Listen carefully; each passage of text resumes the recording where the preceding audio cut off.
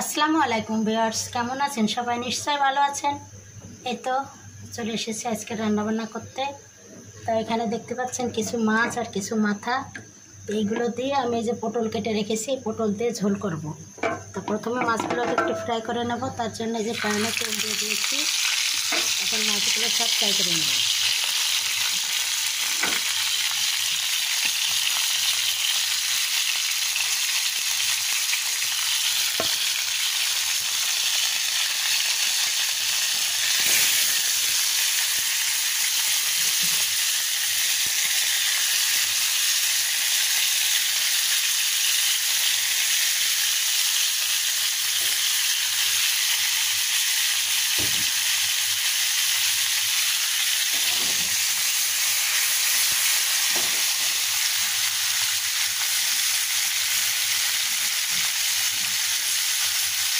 মাছগুলো একটু ফাঁকা ফাঁকা করে দিচ্ছি, নাহলে একটা গায়ের সঙ্গে একটা লেগে যাবে। খুব বেশি কড়া করে ভাজবো না।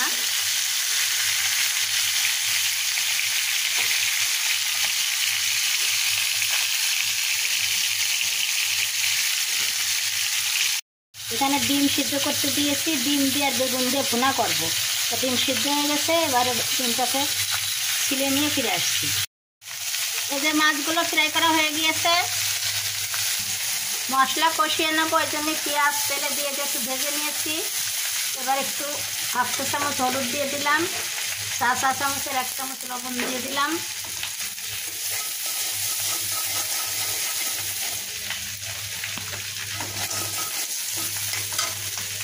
বাটা মশলা 2 চা চামচ দিয়ে দিলাম।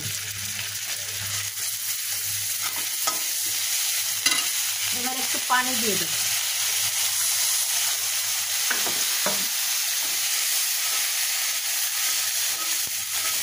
এবার মশলাটা ভালোভাবে কষিয়ে নেব।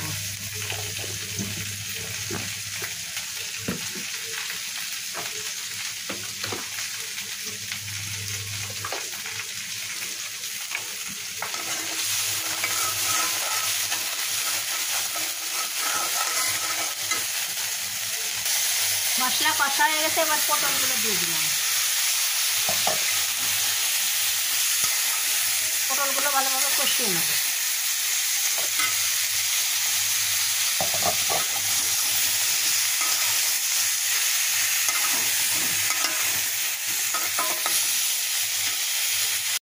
পটল কষিয়ে পানি দিয়ে দিয়েছি, পানিটা ফুটে উঠলে যে মাছগুলো দিয়ে দিচ্ছি।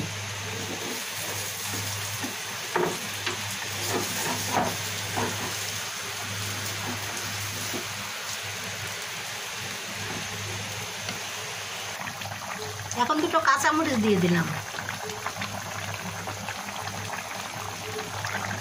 মাছ রান্না করা হয়ে গিয়েছে, এবার একটু ভাজা জিরার গুঁড়া দিয়ে মিশিয়ে নামিয়ে নেব।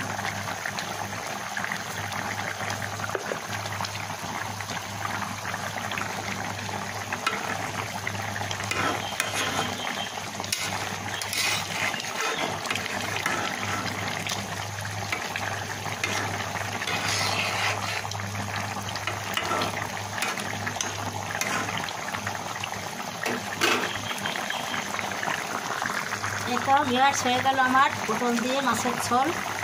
নিশ্চয়ই আপনাদের ভালো লেগেছে, খুবই হেলদি একটি রেসিপি। একটা মিক্সড ভেজিটেবল রান্না করলাম।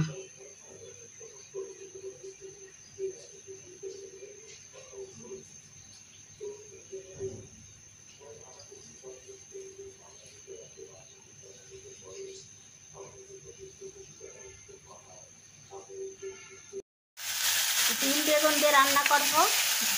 তাই যে মশলা কষে নিয়েছি, তেজপাতা দিয়ে দিলাম। মশলার সঙ্গে একটু কষে নেব।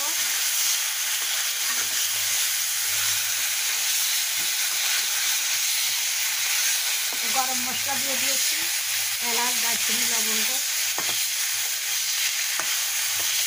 আর বাটা মশলা, আদা, রসুন, পেঁয়াজ, ধনে জিরা। এবার পানি দিয়ে দেব।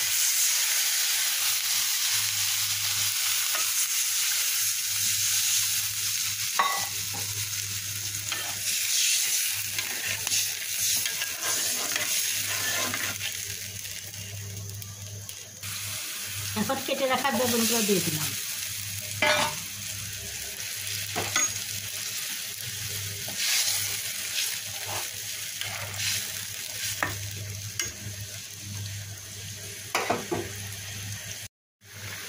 এই তো ভিউয়ার্স আমার ডিম বেগুনের ঝোল রান্না করা হয়ে গেছে, বেগুনগুলো সিদ্ধ করে গেছে। তবে আমি এখানে একটু, এটা অপশনাল, হাফ চা চামচ চিনি দিয়ে দিলাম, কারণ এতে একটা আলাদা ফ্লেভার আসে, খেতে খুব ভালো লাগে। যাদের চিনি খাওয়া নিষেধ তারা দেবে না। আর এবার একটু গরম মশলার গুঁড়া দিয়ে দেবো।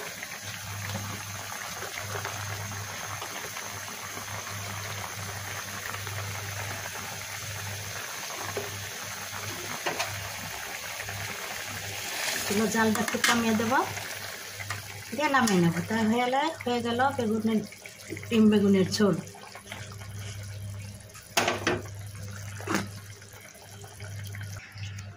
এই তো ভিউয়ার্স আমার ডিম বেগুনের ঝোল হয়ে গেল। যদি ভালো লেগে থাকে তাহলে লাইক, কমেন্ট, শেয়ার ও সাবস্ক্রাইব করে আমার পাশে থাকবেন। আজকের মতো বিদায় নিচ্ছি। আল্লাহ হাফেজ।